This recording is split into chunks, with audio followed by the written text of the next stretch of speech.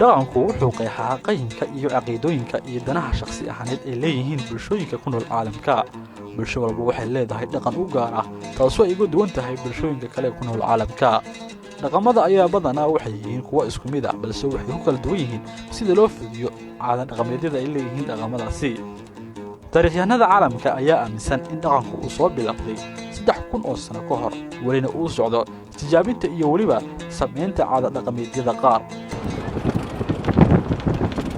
haddaba safarkan dheer ayaan ku tagnay qaybo ka mid ah gobolka Shabeellada Dhexe si aan wax uga ogaano qaar ka mid ah dhaqamada ay leeyihiin dadka ku nool deegaanadani waa dhul aad u weyn oo dhinac ku haya badweynta Hindiya dhulkani dhirtiisu waa kuwa aad u cagaaran waxaana ka baxa geedo waaweyn sida geedka loo yaqaan garaska bardaha iyo waliba xundurta oo inta badan ka baxa gobolada Shabeellada Dhexe kadib 5 saacadood oo aan ku jirnay safar dheer kadib waxa uu dhammaantii tagnay deegaanka Mooyaale oo ah deegaan u dhaxeeya deegaanka Macaan iyo degmada Balcad ee gobolka Shabeellada Dhexe waa deegaan dhirtiisu cagaar yihiin oo ay ku nool yihiin dad xoolo dhaqato ah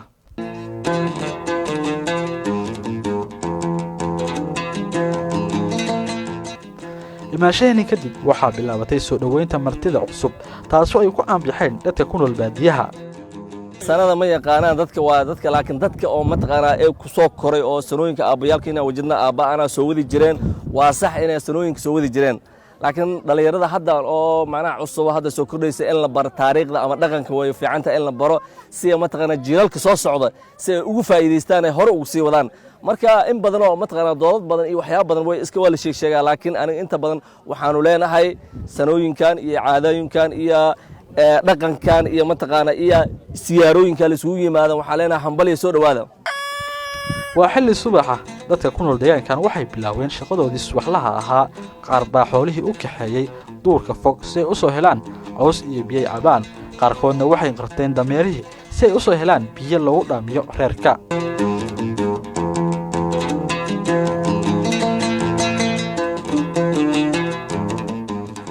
waxaa bilaabatay munaasabadii halkan loo yimid ee ahayd xuska sanaha oo ah munaasabad loo dabaaldego sanadkii hal mar waxaana u dabaaldego dadka ku nool deegaanadani waxaa lagu soo bandhigaa waxyaabo kala duwan ay ka mid yihiin damaashaadyo ducooyin iyo weliba ciyaaraha kala duwan ee hidaha iyo dhaqanka munaasabadan waxaa la qabtaa sano kasta ayaa la qabtaa sana la yiraahdo dadka waxa weeye roobka guga markuu u da'o oo beeraha la fasho oo xoolaha ay dhaqaaloobaan ay soo cayilaan beerahana mirahooda ay bilowdaan ay soo baxaan ayaa la sanaystaa xasuus way dadka kala maqnaayo jilaalka kala maqnaayo kala duurka kala jiray oo kala shaqaysanayay markay barwaaqada tahay waa isu soo aruuraan ujeedada ugu weyn ee loo qabto munaasabadan ayaa ah markii uu da'o roobka deegaankana uu noqdo barwaaqo ayaa dadku deegaankan isugu imaadaan waxa la sameeyaa deegaano kale oo deegaanadan ku dhow ayaa sidoo kale lagu qabtaa balse ugu dambeyntii oo ah maanta waxa la isugu yimid halkan oo lagu soo bandhigi doono ducooyin iyo weliba fikro ku aadan deegaanka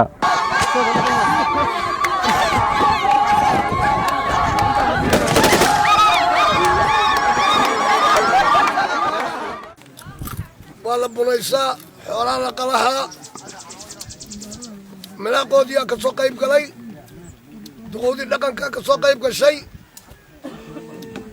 wala ducaysta duco waaye barbaarka ka soo galay culimadiinka ka soo qayb galay cunto cunis iyo bunaysi dheer kadib waxaa la gaaray xilligii la ciyaari lahaa ciyaaraha kala duwan ay dhaqanku u leeyihiin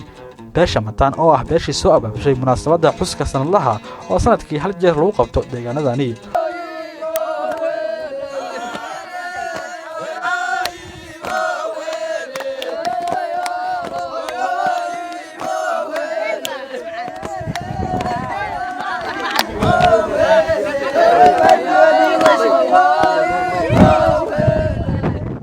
ugu dambeyntii waxaa munaasabadda soo xiray malaaqa beesha mataan oo in badan ka hadlay muhiimadda ay leedahay dhaqanka wuxuuna waalidiinta ugu dardaarmay inay carruurta baraan muhiimadda uu leeyahay dhaqanka marka waa maalin ay aad u farxaan waa maalin ay damaashaadaan wiilasha iyo gabdhaha dhalinyarada iyo odayaasha dhammaan oo taariikh fog lah marka sidaa darteed waxaanu leenahay bulshaweyntan halkan ku nool farxadda isku yimaadeen aan ka soo qayb galnay waa u mahad celinaynaa inta ka soo shaqaysay inta soo abaabushay inta soo dhistay inta fikir iyo caqli iyo maskax xoolo soo gelisana waxaa leenahay shukran lakum aada u mahadsantihiin cabdixamiid maxamed astaan TV mooyaale